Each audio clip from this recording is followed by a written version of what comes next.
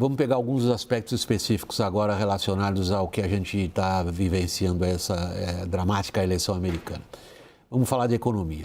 Há uma previsão de fortes impactos em escala planetária do que Trump se diz disposto a fazer, sobretudo em termos de estimular a atividade econômica nos Estados Unidos. Então, nosso ponto agora são as expectativas um dia após a eleição dele, como é que isso mexeu com os mercados ao redor do planeta. Confira. Os principais índices do mercado financeiro americano fecharam em alta após a vitória de Donald Trump, o que, segundo analistas, se explica pelos planos do republicano de cortes de impostos e aumento de tarifas, que pressionariam a inflação e os rendimentos dos títulos. Os contratos futuros do S&P 500 atingiram máxima recorde. Na Europa, o receio com o protecionismo fez as ações recuarem. O cenário global puxou o dólar frente ao real, que na máxima dessa quarta-feira chegou a R$ 5,86. No fechamento, a moeda americana encerrou em queda, cotada a R$ 5,67. Para isso, contribuiu também um fator doméstico, a fala do ministro da Fazenda, Fernando Haddad, de que as reuniões com os ministros para tratar de cortes de gastos terminaram em consenso. A volta de Trump à Casa Branca exige ainda mais atenção do governo brasileiro com as contas públicas. A perspectiva do mercado financeiro de uma economia americana de juros altos com um republicano aumenta a necessidade de manter a confiança dos investidores e estabilizar o câmbio com um corte de gastos robustos por aqui. Nessa quarta-feira, o Banco Central elevou os juros básicos da economia em 0,5 ponto percentual para 11,25% ao ano. A segunda alta seguida da Selic, já esperada pelo mercado, se dá num contexto de projeções acima do teto da meta para o IPCA, em meio a incertezas de investidores com a política fiscal. Cris, deixa eu começar para aí onde terminou a reportagem, depois a gente volta para os aspectos mais abrangentes, que relativos ao impacto do que o Trump se propõe a fazer na economia de uma forma geral, mas vamos, já que terminou ali a reportagem, falar especificamente sobre o estresse que isso vai provocar nos cortes previstos de gastos aqui no Brasil. Você já trouxe isso ontem e hoje no comunicado de vocês aos clientes, vocês reiteraram que o cenário para o Brasil se torna um pouco mais apertado em função dessa vitória eleitoral. Eu acho que sim, porque se a gente olha todas as promessas de campanha do Trump, que podemos conversar mais, em termos de protecionismo, imigração, fiscal, gera mais inflação na economia americana, fortalece o dólar, enfraquece as moedas em mercados emergentes, como o real, dificulta a capacidade do Banco Central poder reduzir juros. O Brasil hoje vive uma enorme incerteza do lado fiscal. Então, o real já está mais desvalorizado do que deveria. Então, você paga uma camada de incerteza da política econômica do governo Trump, coloca mais pressão sobre o câmbio. Então, isso tende a ter um impacto de curto prazo e um impacto ao longo do ano que vem. No curto prazo, William, eu até acho que isso vai empurrar e facilitar o argumento da equipe econômica para convencer o presidente Lula a fazer um pacote de gastos um pouco mais ambicioso, porque se não fizer, não o é custo... o que ele disse hoje numa entrevista à Rede TV. Aí tem muita leitura dessa fala, porque no mesmo dia o ministro da Fazenda também disse que vai fazer uma PEC do lado do gasto e uma PLP. Os sinais que nós estamos recebendo é que vem um pacote minimamente razoável, e que um cenário externo piorando facilita a capacidade de convencimento do presidente. E também, se a gente tem um cenário de um câmbio mais desvalorizado, talvez pode ajudar a aprovação desse pacote no Congresso. Mas o ponto maior é um cenário de juros reais mais elevados, um câmbio mais depreciado, e isso não é bom para a economia brasileira e nem é bom para as perspectivas políticas do presidente Lula olhando 2026. Vamos olhar para fora então agora, Lorival. Não sei que você queira falar também um pouco mais de política fiscal brasileira e Brasília. Não, thank you, but no, thank you. Você preserva a sua saúde mental. Exatamente. Estou vendo.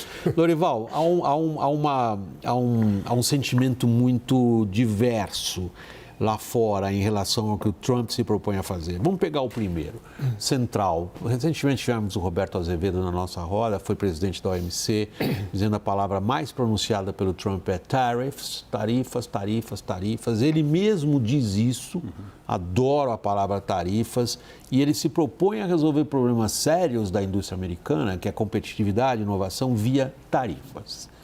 Que espaço ele tem para implementar isso?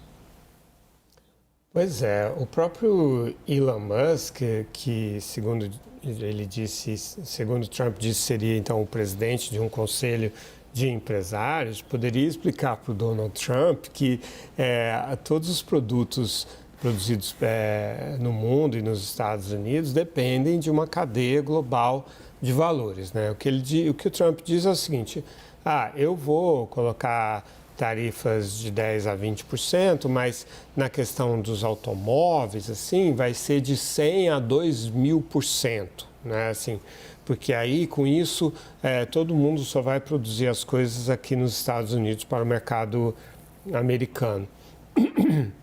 Mas não é assim que funciona realmente, né? Não tem como você produzir todas as peças que vão em um automóvel e os insumos e tudo que é necessário para produzir essas peças em um mesmo país, mesmo sendo os Estados Unidos, sendo a China, qual país você quiser. Isso não existe. Até seria possível, mas aí os Estados Unidos virariam uma União Soviética, em que os carros seriam ruins e caríssimos, né? E acho que os americanos não vão esperar para ver os resultados desse experimento. Então, existe muito de fantasia, de retórica. Mas, enquanto ele coloca em prática algumas dessas coisas, afinal, ele disse que promessas dadas serão promessas cumpridas. Sim. Quando ele tentar fazer alguma dessas coisas, ele já machucará suficientemente a economia americana. Tiago, hoje, evidentemente, sobretudo a imprensa especializada lá fora, entregue a todo tipo de conjectura quem eventualmente o Trump traria de Wall Street. A ideia de que ele forme uma equipe econômica mais ou menos sólida, trazendo o pessoal que ele conhece de Nova York. Quem é que comporia com ele, sobretudo o Departamento de Comércio?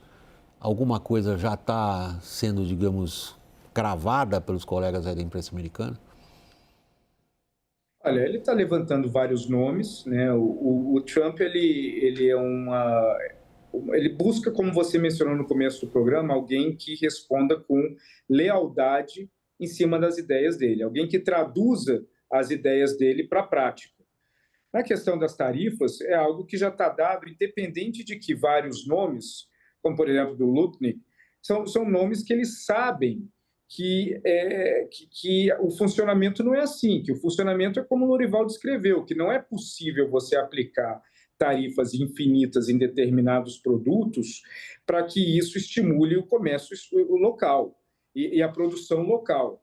Isso faria com que você entregaria o resto do mundo, o mercado global, de bandeja para a China. E seria algo que a China iria, no fim da história, amar que o Trump apresentasse e colocasse essas tarifas, porque à medida que você oferece um pacote de incentivos que se torna irresistível para empresas americanas produzirem dentro dos Estados Unidos, o cobertor fica curto, essas empresas diminuiriam o investimento delas fora do país e esse vácuo seria ocupado pela China.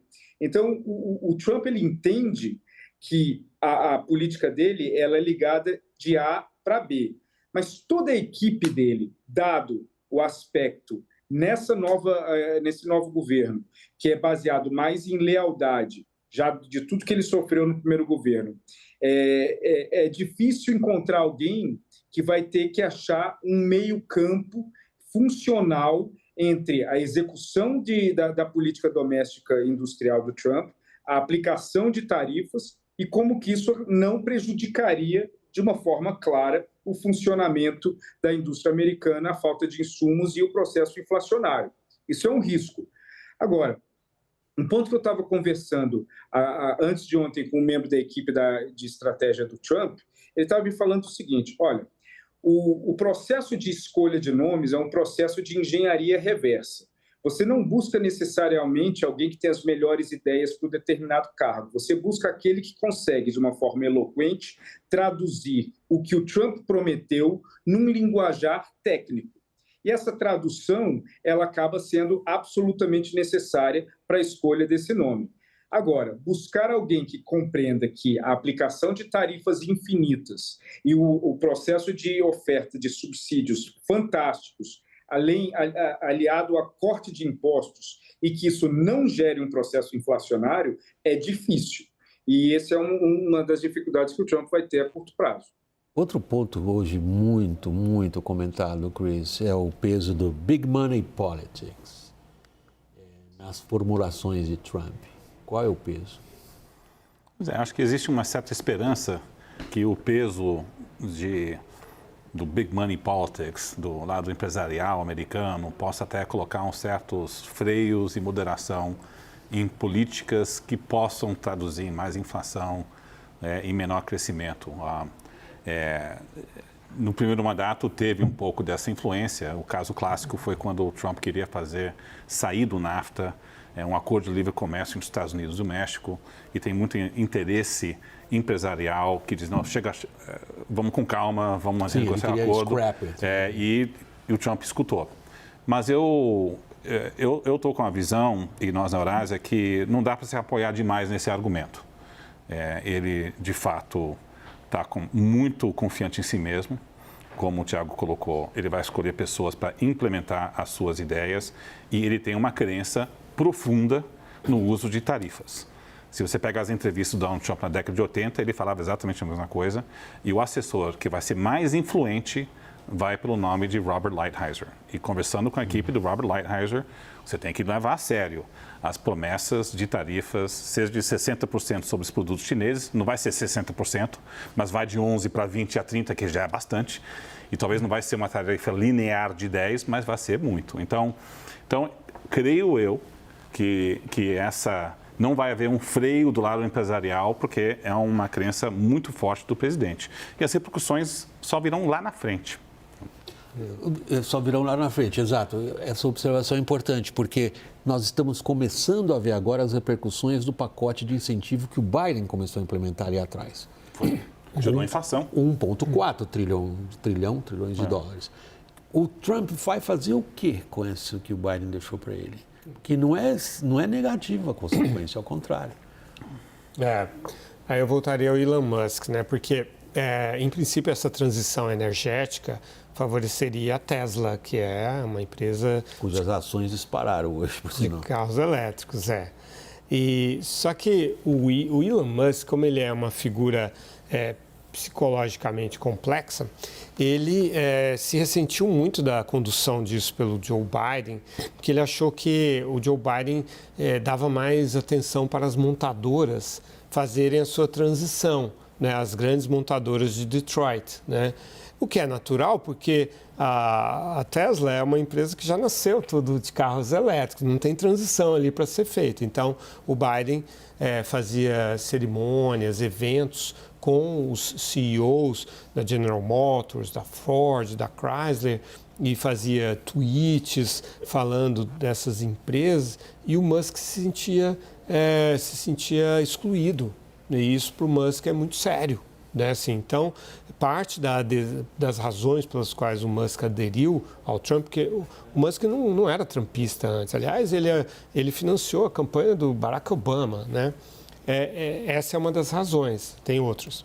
Então, como será agora? Quer dizer, o Elon Musk vai aparentemente ter uma posição central aí para orientar essas decisões. É um programa trilionário, esse Green New Deal, que foi aprovado pelo Congresso.